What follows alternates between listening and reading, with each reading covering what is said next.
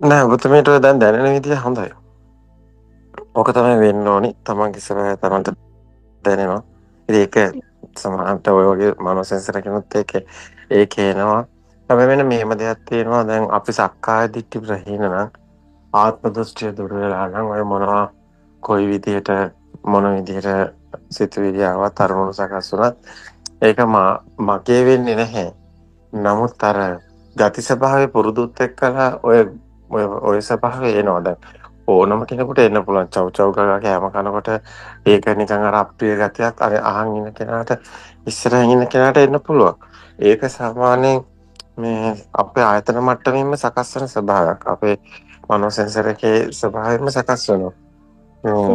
සාමාන්‍ය අඹයටයක් කරනකොට හිරි වැටෙනවා වගේ අපේ ගති පුරුදුත් එක්ක තියෙන ස්වභාව ටිකක්. හැබැයි මෙතන සක්කාය දිට්ඨිය තමයි තියෙන. කොච්චර දුරට ලෝකේ ඇත්ත වෙලාද නැද්ද කියන එක. කොච්චර දුරට මේ ලෝකේ ඇත්ත වෙලාද ආත්මයක් තියෙනවා කියන තැනද ඉන්නේ. දැන් ගොඩක් වෙලාට කෙනෙකුට මෙනෙහි වෙනවා නම් මෙතන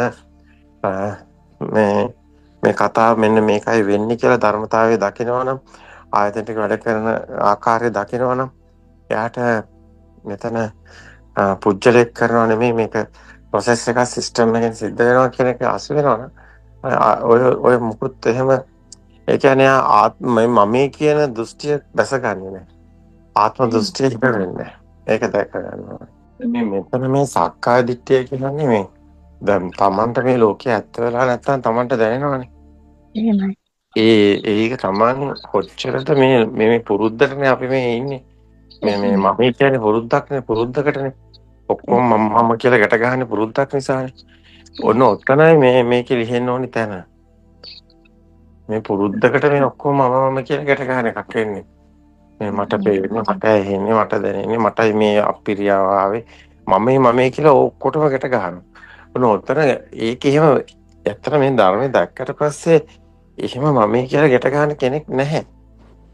එහෙම මේ සිතුවිල්ලකින් ගැට ගහගෙන සිතුවිල්ලත් ඇත්ත නෙමෙයි. සංඥාවක් විදිහට ඕක සකස් වෙනවා. දැන් ඕක සාමාන්‍යයෙන් එහෙම කෙනෙක් පුජ්‍යලෙක් කොහෙවත් ඉන්නව නෙමෙයි. මේ තියෙන දෘෂ්ටියක් ආත්ම දෘෂ්ටියක්. ඒ සක්කාය දෘෂ්ටිය තියෙන. ඒක යට ගහන එක තමයි වෙන්නේ. එහෙම නැත්තම් ඔය මොකක්වත් ප්‍රශ්නත් නෙමෙයි. ඒක එනවා අපිරියත් එනවා. හැබැයි අපිරියන්නේ කෙනෙකුට නෙමෙයි. දැන් ඔබතුමිය ඔය කතා කරන විදිහට ඔබ අපිරියන්නේ ඔබතුමියට. අර අවබෝධය අර ඒක අවබෝධය මදි. ඒකයි ඒකට හේතුව. නැත්තවක මම කියලා ගන්නෙ නැහැ. වැදගත් වෙන්නේ Taman දකින්න ඕනේ Taman වඳුනා ගන්න ඕනේ. කවුද මමයා කියන්නේ?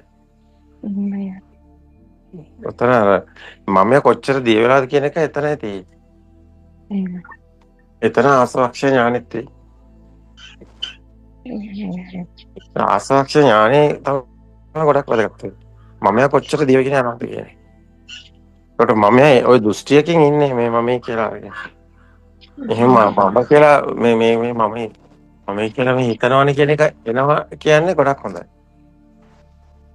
එහෙම කෙනෙක් නැති බව තමයි මෙතන මෙනෙහි වෙන්නේ නැති තැන ගොඩක් අයට. කෙනෙක් නැතුව වැඩපළ කෙරෙන බව දැනෙනවා කෙල්ල ඉවරුනහම අර ටිකක් අර වෙහෙස ගතියක් දැනුම ඒකත් දැනෙන්නේ කයටනේ කියන එක දැනෙනවා මේ දවස්වල ටිකක් විහිස වැඩි ඒ වුණාට මේ ඒකත් එච්චර අර මමෙක් නැතුව කෙරෙන බව දැනෙනවා ඒක සිතුවිල්ලකින් නෙමෙයි කියන එකත් දැනෙනවා. උදාහරණයක් විතරයි අපි මේ කතා කරන්නේ. පොත රූප හැමෝටම තියෙනවානේ. එහෙමයි. ඔය කියන එක හැමෝම කියයි. නමුත් අර දැන් ඔය කියපු උදාහරණ තියෙනවානේ. ඒකනේ දැන් ප්‍රශ්නේ. එහෙමයි. එතන අර සක්කාය දෘෂ්ටිය තියෙන නිසා එහෙම වෙන්නේ කියලා තේරෙනවා. එහෙමයි. ඒක සක්කාය දෘෂ්ටිය කොයිතරම් තාම තියෙනවද කියන එක හඳුනා ගන්න ඕනේ. එතන ඒ වගේ උපමාවක්. එහෙමයි ආරම්භ. ඒතර ඒකත් දිය වෙන්න ඕනේ කියලා කියන්නේ. ඕක ආයෙ එන ඕක. ඔබතුමීට එහෙම පොඩි දෝෂයක් තියෙනවානේ අනිත් අය කනකොට දරා ගන්න බැරි එක.